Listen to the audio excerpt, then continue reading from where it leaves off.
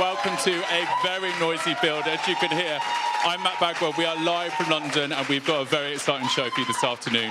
I can't believe I'm saying this, but this band had their first hit over 20 years ago, but they are back with a brand new album. It's brilliant. It's called Testament. They're here. It's All Saints.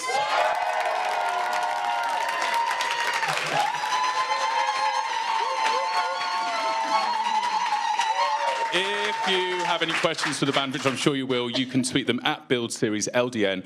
If you're watching us live on Facebook, leave a question in the comments box and we'll get to as many of them as possible throughout the course of our chat.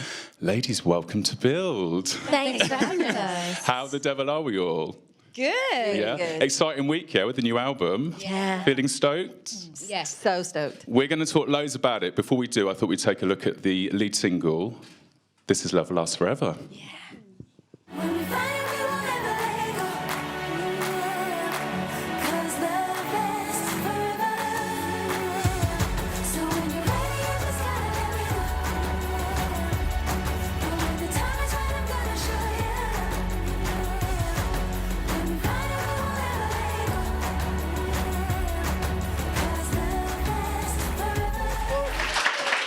That's such a tune. That's like my summer tune. I've been listening to it on repeat. You're really pleased with the success of it, yeah? Yeah, definitely. So let's talk about the new album, Testament. Came out this week.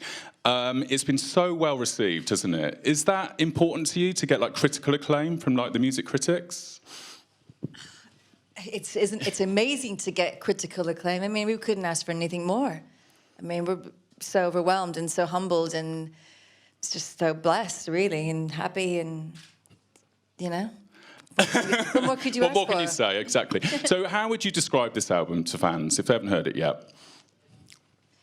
It is a brilliant album. It's been on repeat on mine. I think for us it feels like we've come full circle, and it feels like an album that, in terms of how it was made and you know, what was behind making it is very much similar to the first album. So I've forgotten what you're asking. How would you describe the album? I would just basically describe the album as us coming full circle. Yeah. So this short-term memory. It almost feels like the third incarnation of All Saints, because you had the early years, then you had the sort of reunion with Studio One album, also great, and then 2 years ago, was it now, Red Flag? Yeah, that's right. Has it felt really different each time you've come back?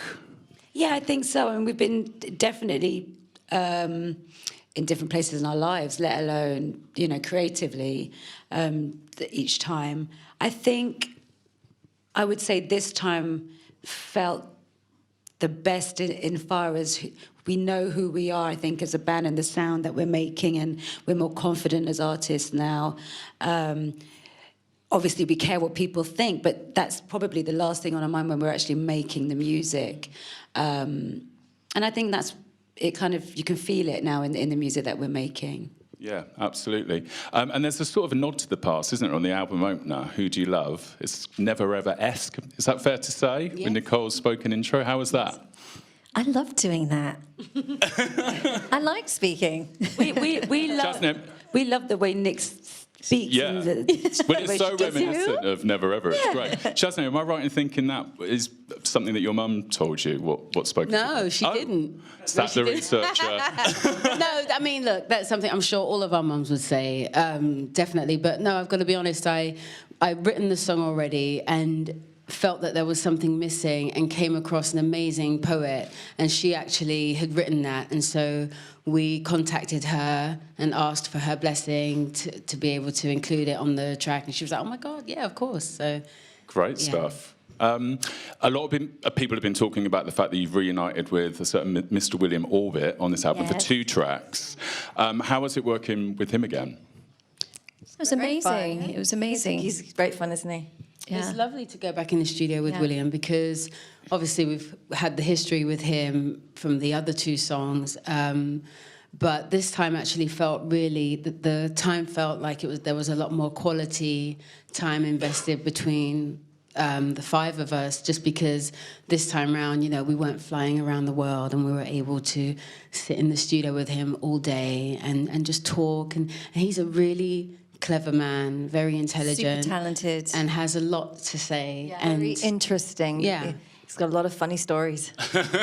Yeah. I love both the tracks that you've done. I mean, I love the whole album, as I've said a million times already, but I do love those tracks. One of them was written a long time ago, wasn't it? You kind of kept it back and it made an appearance on this album. Can you tell us a little bit more about that? Yeah, Willie and I had written Testament in Motion about 10 years ago, and it was a song that I never really wanted to give away throughout the time of writing for other people. I always felt that song was an All Saints song, so yeah, just never offered it out, always kept it back. Thanks for doing that. You're welcome, Nick. Have you got any more sort of co-writes with him that might surface at any point? We've done a few things, but it depends on what, it depends, because we're really lucky and blessed that actually Testament in Motion was a song that was good enough, and we were able to bring it up to now. It wasn't... It did sound slightly dated, and luckily Mel, because funny enough, I was sort of saying, I really like this song, guys, do you like it? And Mel was probably the most reluctant person to like it, but actually, when she pointed out to me why she didn't like it, I understood. I actually didn't hear it before, because when you write something yourself, I suppose it's never really dated to you. You just constantly hear it, and it's the same, and it's fine.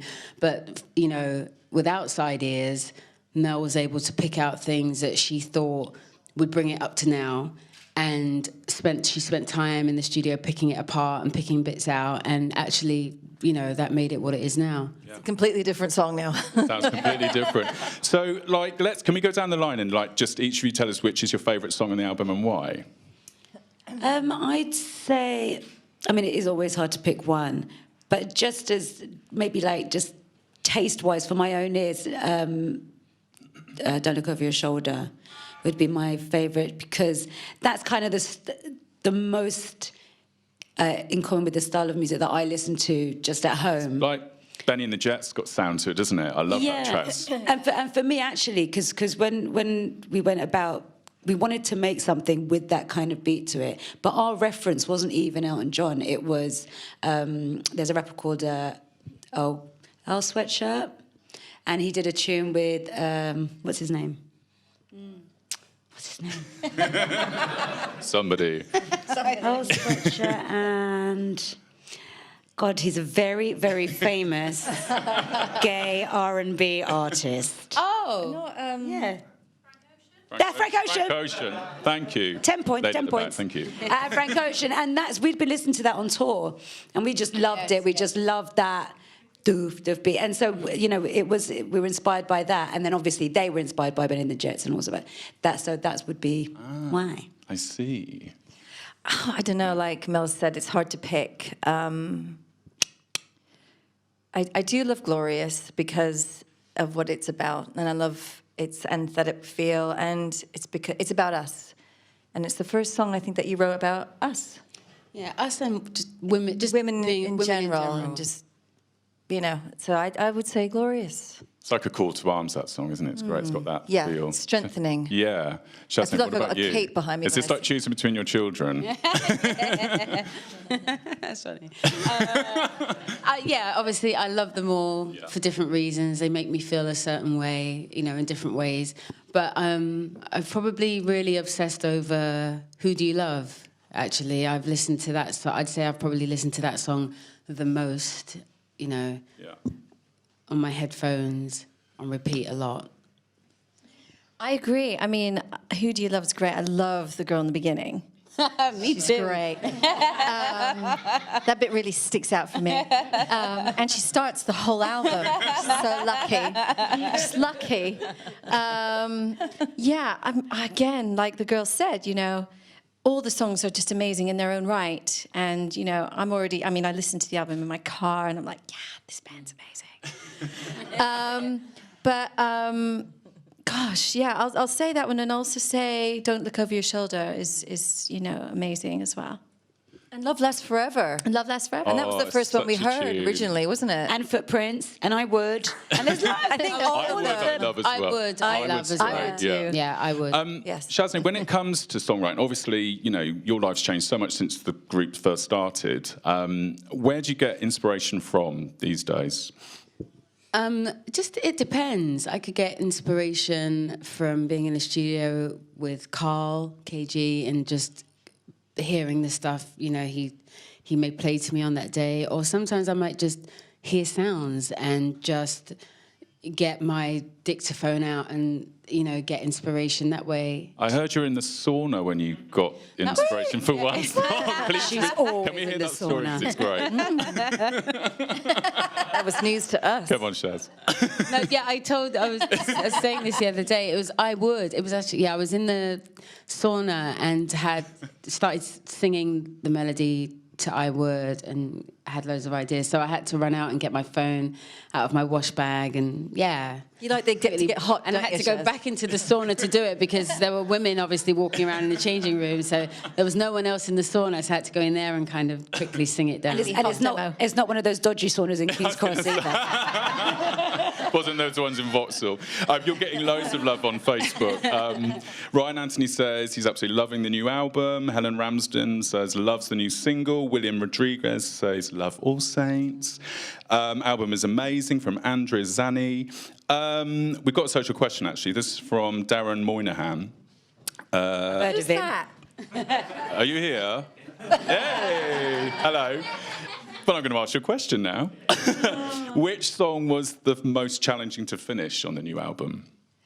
I've seen Issues. No. Oh, After All, I would say. After All, yeah. After All was I was probably the getting most that, challenging, yeah. Because I wrote that with Hutch, who produced One Strike, and we loved it, but we just didn't feel, in terms of where, when we kind of lined it up with all the other songs we were writing to, it just didn't quite fit. And so that was one song. Once we'd spoken to William about doing more stuff together, it felt quite natural to ask him to kind of rework that track, and so he had done that, and it took a bit of going back and forth, mainly not so bad, not because it wasn't good or anything, but we just wanted to make sure that everything worked well next to each other, so that was where the back and forth kind of went with that track. Sure. There you go, Darren. Is that a good enough answer?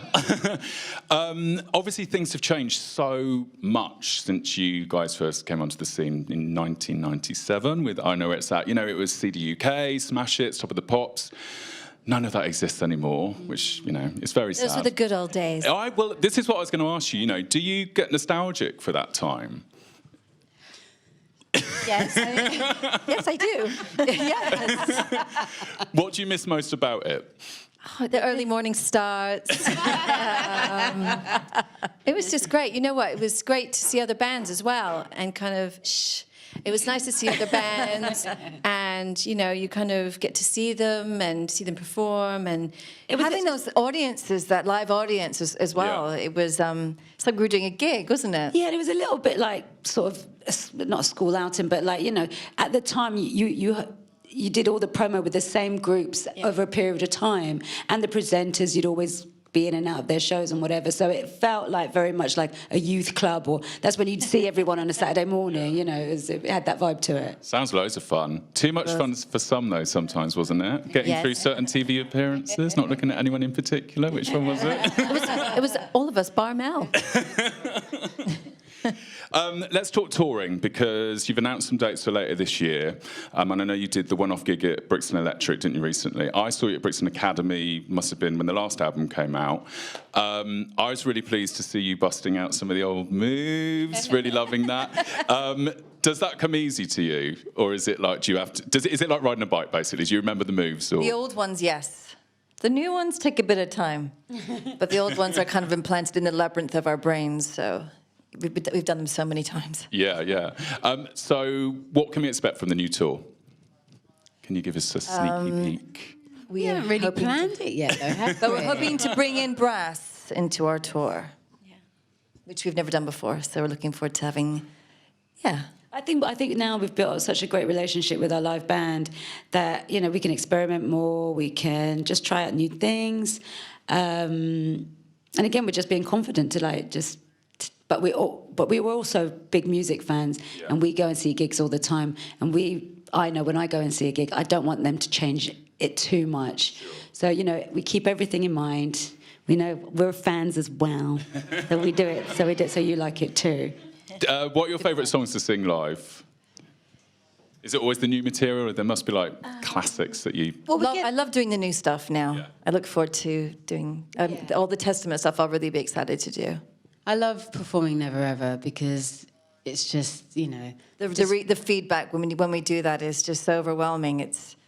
It really, like, the atmosphere just lifts as soon as Nick the phone, everyone as soon joins as Nick in. starts Me talking. again. No, I love doing that bit.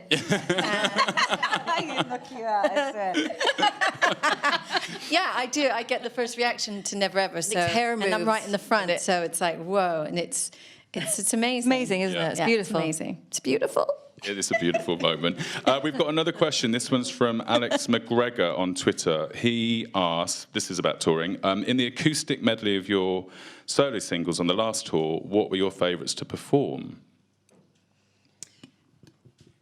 I was going to say I like doing all of them. I mean, we've never. Such an amazing experience to be able to sing the songs of my bandmates. I mean, we never thought in a million years. You could have told me that was going to happen at some stage. There's no way I would have believed you. So it was just a joy to be able. Yeah, really enjoyed it. Really enjoyed Did it. you kiss Nick on her hair? No, can you see it? Sorry, it's staring at you. Got stripes. Sorry. Yeah. It's a circle. I thought it was a clip. We know the love is real. It's like a clip. It's a love kiss. I was actually staring at it thinking, What have I done? Am I right in thinking that when sort of in the early years, you didn't really tour that much, did you? You did the promo trail, but not the live shows. Why was that? Because you seem to love it so much now.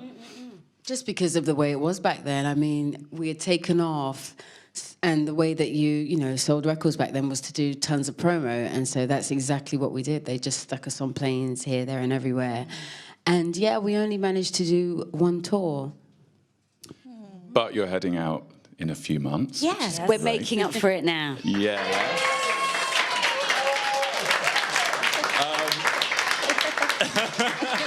And you've got, obviously you're all mums this time, so like, do your offspring come on tour with you? Do they watch you? I heard something about someone if they're not at school, then they're going to come with us. Yeah.